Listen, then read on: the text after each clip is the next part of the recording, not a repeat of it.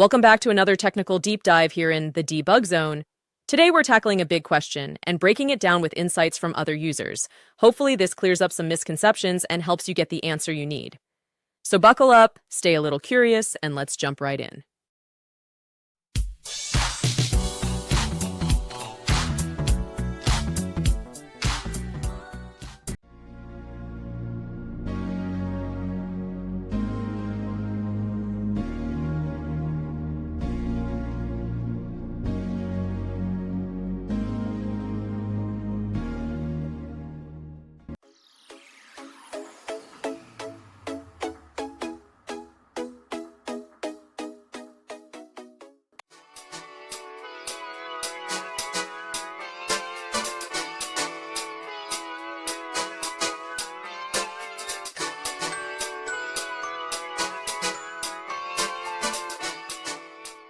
And that's a wrap.